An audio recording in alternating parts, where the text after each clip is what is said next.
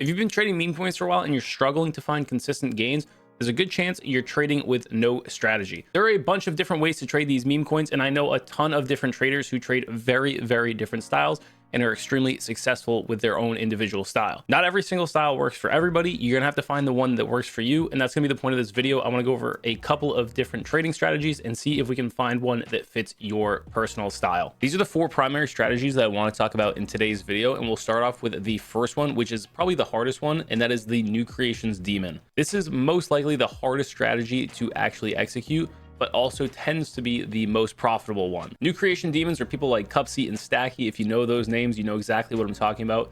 These are guys who are sitting at their PCs all day, staring at this new creations tab with no filter and trying to be some of the very first buys on these coins.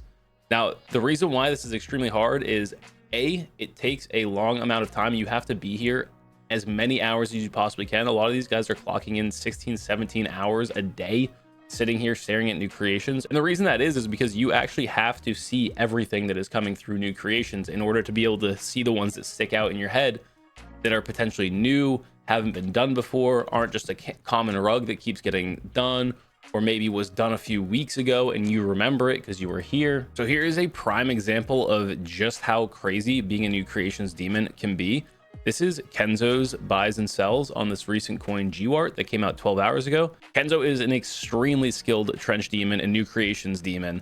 And as you can see, he was one of the very first buys on GWART. You could see he got in, if we go down here to his orders, he was in for 3 SOL at 25K market cap and another 3 SOL at $41,000 market cap.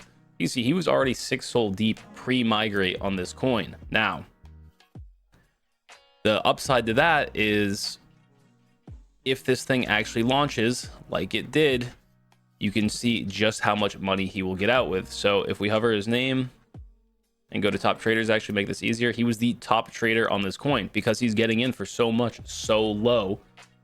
He actually walked out of this with $243,000 and he only risked $1,300. So if you're somebody who wants to sit here all day every day and be kind of trying to find something that sticks out and instantly jumping in on it, this could be a strategy that works for you. It is very high risk as you are obviously jumping into a lot of rugs in these new creations.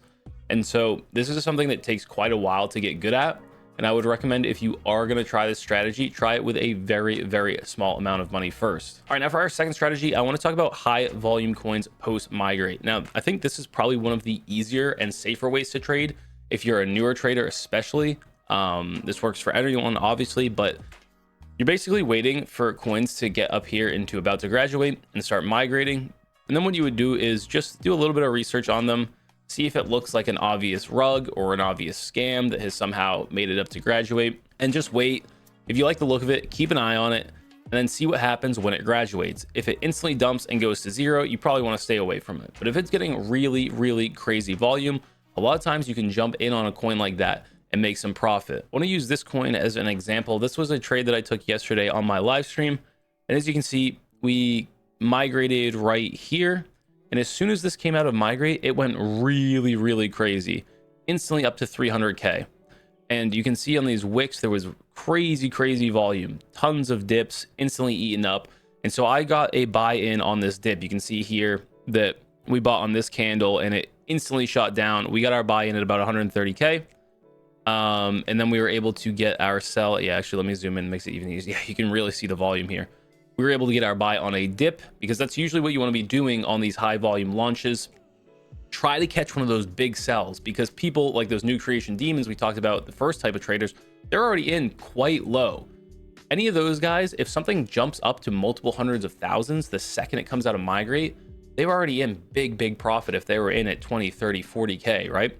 So a lot of times you'll get these big red candles down of them selling, but if it's a decent coin, it will get eaten almost immediately. So if you can time a really good buy on one of those big sells, which is actually a really nice feature here with instant trade on BullX Neo, it's the only platform that has this. There is a link in my description to get you access to Neo if you don't, but I will sometimes just sit here on a coin with high volume like this and just hover the buy amount that I'm going for. In the split second that I see a huge red candle, I'll just click buy.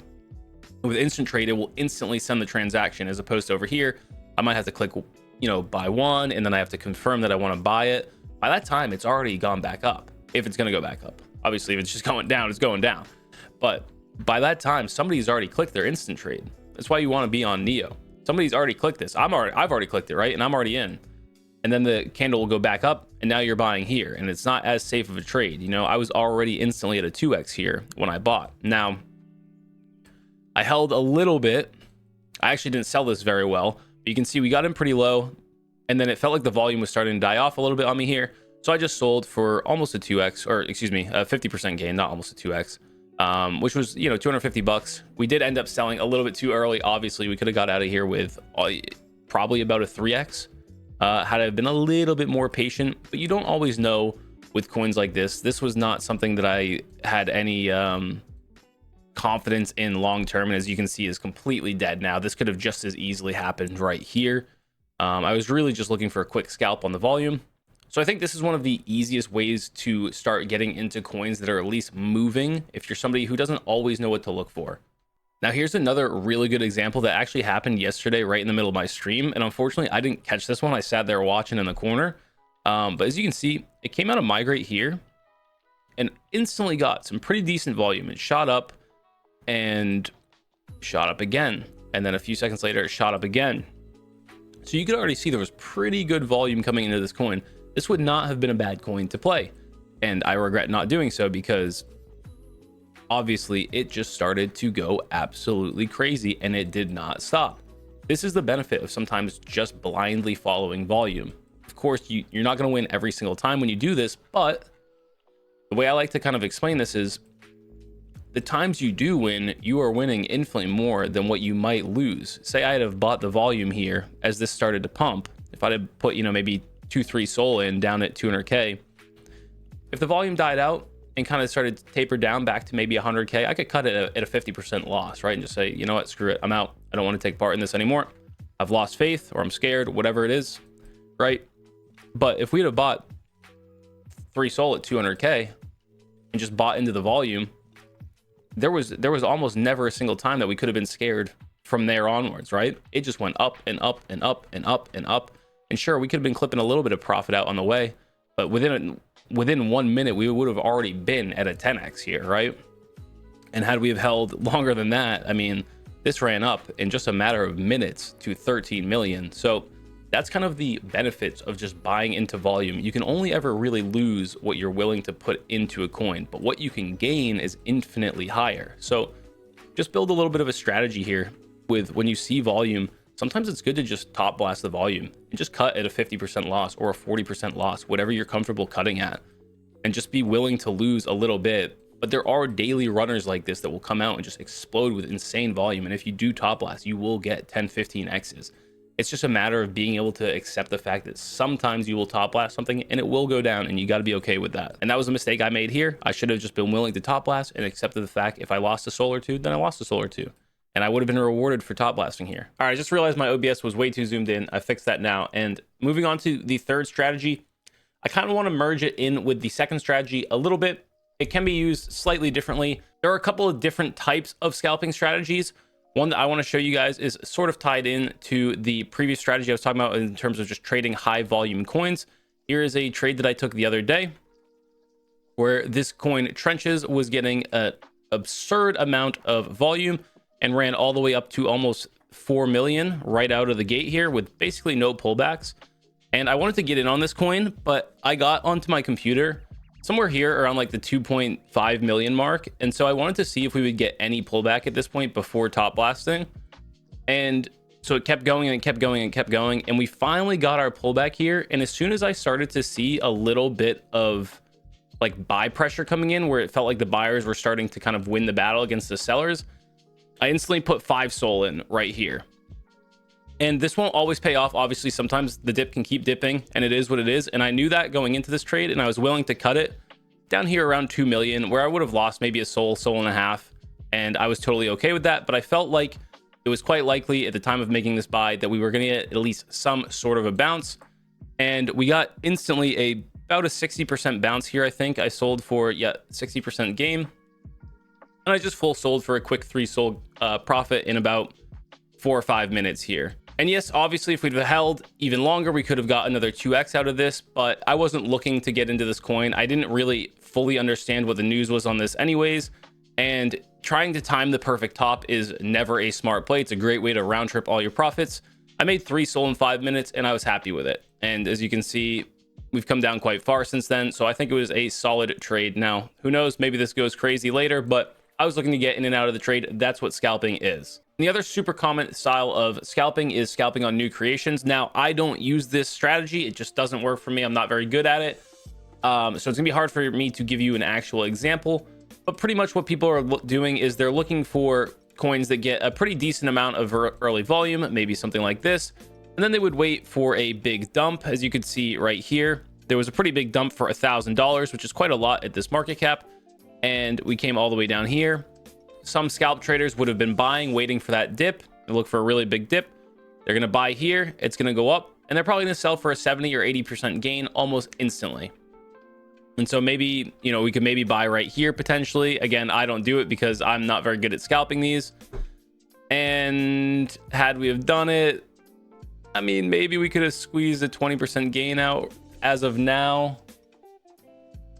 Yeah, there you go. Okay, so the scalp would have worked. See? So that right there is basically, had I have clicked the buy button, would have been a nice clean scalp for about an 80% gain.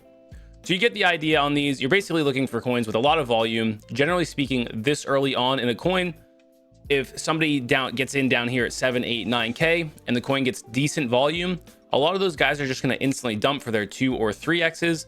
And sometimes that means there are really good buying opportunities because other people are seeing the coin go up really fast and they kind of want to get in on it as well. And so sometimes you can catch these dips like we just showed, and it will go back up and you'll be able to make some really quick profits. Now, again, I'm terrible at this strategy, so I don't trade it personally, but you get the idea. And now the last strategy that I want to talk about in today's video is one of my personal favorite strategies. That is buying and holding the runner of the day. Now, the hardest part about this is identifying the potential runner of the day. It's not always easy. It's definitely something that takes a little bit of time to figure out, as does anything in this market. Now, a really good recent example of the runner of the day was Luigi. This was the United Healthcare CEO assassin.